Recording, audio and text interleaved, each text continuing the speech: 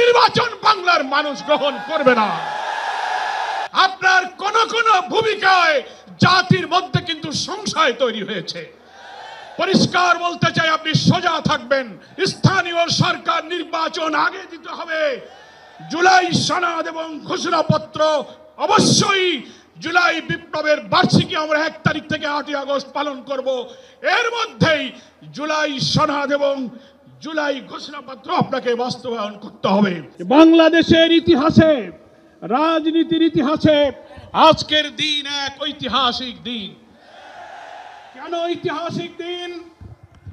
মুসলিম উম্মার নেতৃত্ব দানকারী দেশপ্রেমিক সকল ইসলামী দল, ব্যক্তিত্ব, স্কলারদের মধ্যে ভিন্নমত থাকা সত্ত্বেও আজকে একটি ঐতিহাসিক ঐক্যের যে পরিবেশ এবং সম্ভাবনা দেখা দিয়েছে, সৈয়দ মোহাম্মদ রেজাউল করিমের আহ্বানে আজকের ঐতিহাসিক মঞ্চে যারা বসে আছেন তারাই হচ্ছে এই ঐক্যের মহাকাণ্ডারী। সংগ্রামী ভাইরা আমার, আজকে নেতৃবৃন্দের উপস্থিতি এবং পীর সাহেবের সংগ্রামী ভূমিকায় তিনি আজকে নতুন ইতিহাসের স্রষ্টা হয়ে ইতিহাসে তার নাম স্বর্ণাক্ষরে লেখা থাকবে। সংগ্রামী দেশবাসী ভাইরা, আমি অন্তর্বর্তীকালীন সরকারের প্রধান প্রফেসর ডক্টর মোহাম্মদ ইউনূস আপনাকে বলতে চাই, আপনিও ন্যাশনাল কনসেনসাস কমিশন যেটা হয়েছে তারও আপনি চেয়ারম্যান, তার কো চেয়ারম্যান করা হয়েছে প্রফেসর ডক্টর আলী রিয়াজকে। আর নির্বাচন কমিশনের প্রধানকে আমি বলতে চাই, আজকের এই সমাবেশ থেকে, এই জনসমুদ্র থেকে এই বার্তা যদি আপনারা বুঝতে ভুল করেন, পিওর পদ্ধতি ছাড়া নির্বাচন বাংলার মানুষ গ্রহণ করবে না। আমি প্রধান উপদেষ্টা, নির্বাচন কমিশনার সকলকে বলবো, আপনি জাতির উদ্দেশ্যে নিরপেক্ষ থাকার অঙ্গীকার করেছেন। আপনার অঙ্গীকারের প্রতি আপনি সাবধান থাকবেন। আপনার কোন কোন ভূমিকায় জাতির মধ্যে কিন্তু সংশয় তৈরি হয়েছে। পরিষ্কার বলতে চাই, আপনি সোজা থাকবেন। আমরা আমাদের জন্য, কোন দলের জন্য আপনার পক্ষপাতিত্ব চাই না। 2000 ছাত্র জনতার জীবন, হাজার হাজার মানুষের রক্ত, 17-18 বছরের মানুষকে ফাঁসি, অত্যাচার, জুলুম, রিমান্ড, ক্রসফায়ার দিয়ে আলেম ওলামা পীর মাশায়েখদের যে নির্যাতন করেছেন, সেই সংগ্রাম আমরা ব্যর্থ হতে দেব না। ফলে আপনাকে অবশ্যই জাতির যে দাবি উচ্চকিত হয়েছে, নির্বাচনের লেভেল প্লেইং ফিল্ড আপনাকে নিশ্চিত করতে হবে।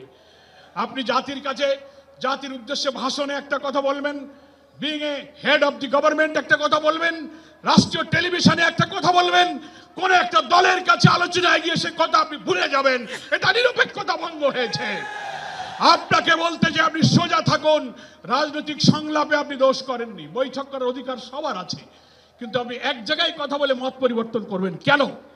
আপনাকে জাতির সামনে আসতে হবে, সকল দলের সাথে বসে আপনি বলবেন যে ভাই আমাদের এই অসুবিধা, আসুন আমরা সবাই মিলে এটাই করি, আমরা রাজি আছি। কিন্তু আপনার এই ভূমিকায় প্রশ্ন তৈরি হয়েছে, আগামী 8-10 মাস পরে যদি নির্বাচন হয় আপনি সোজা থাকবেন কিনা, আপনাকে এই 8 মাসে নিরপেক্ষতার প্রমাণ আপনাকে দিতে হবে। আপনাকে নির্বাচনের আগে যে শর্ত, মানবতা বিরোধী গণহত্যাকারীদের বিচার অবশ্যই দ্রুত দৃশ্যমান করতে হবে। দিল্লিতে বসে দিল্লির তাবেদার শেখ হাসিনা এই বাংলাদেশকে আবার উস্কানি দিয়ে ভারতের সেবাদাসে পরিণত করার ষড়যন্ত্র করছে। অবিলম্বে নির্বাচনের আগে এই বিচার আমরা দৃশ্যমান দেখতে চাই। সংস্কারের ব্যাপারে অনেকে ঢিলা দিচ্ছেন, বলে ইলেকশন আর সংস্কার একসাথে হবে, ক্ষমতায় গিয়ে করব। কিভাবে বুঝলেন কে ক্ষমতায় যাবে? জনগণের ভোট আপনি পান, তারপরে আপনি ক্ষমতায় যাবেন। এই ফ্যাসিবাদী আমলের রাজনৈতিক, সাংবিধানিক সরকারের যে কাঠামো তৈরি হয়েছে বাংলাদেশে, এই কাঠামো তছনছ করে দিয়ে নতুন বাংলাদেশের নতুন বন্দোবস্ত কাঠামোর জন্য অবশ্যই মৌলিক সংস্কার প্রয়োজন। এই প্রশাসনিক ব্যবস্থার মধ্যে আমরা নতুন কোন ফ্যাসিবাদ, নতুন কোন হাসিনার আমরা জন্ম দিতে চাই না। এই জন্য সংস্কার আমাদেরকে করতে হবে। আন্দোলনের শহীদ আহত যারা, তাদের চিকিৎসা এবং পুনর্বাসন করতে হবে। প্রবাসী 1,10,00,000 ভোটার, তাদেরকে ভোটাধিকারের ব্যাপারে আপনাকে নিশ্চিত করতে হবে। স্থানীয় সরকার নির্বাচন আগে দিতে হবে। জুলাই সনদ এবং ঘোষণাপত্র অবশ্যই, জুলাই বিপ্লবের বার্ষিকী আমরা 1 তারিখ থেকে 8ই আগস্ট পালন করব। এর মধ্যেই জুলাই সনদ এবং জুলাই ঘোষণাপত্র আপনাকে বাস্তবায়ন করতে হবে।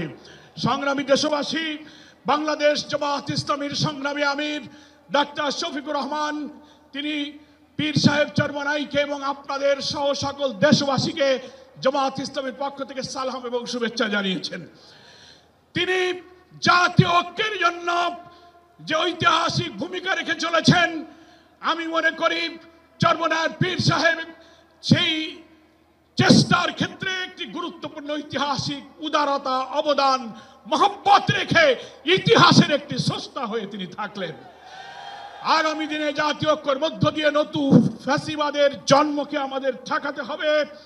আমরা এই ঐক্যের পেছনে চরমনাইয়ের পীর সাহেবের যে উদারতা, যে আন্তরিকতা, যে মহব্বত, তার মাধ্যমে তিনি যে গুরুত্বপূর্ণ ভূমিকা পালন করেছেন, আমরা দেখতে পাচ্ছি ইতিমধ্যেই বাংলাদেশের গ্রামে গঞ্জে, শহরে, নগরে, বন্দরে ওলামায়ে কেরাম, মুসলিম উম্মাহর নেতৃত্বদানকারী জনগণের এই ঐক্যের পরিবেশ দেখে, আজকে এক মঞ্চে দেখে গ্রামে গ্রামে ঐক্যের জোয়ার শুরু হয়েছে।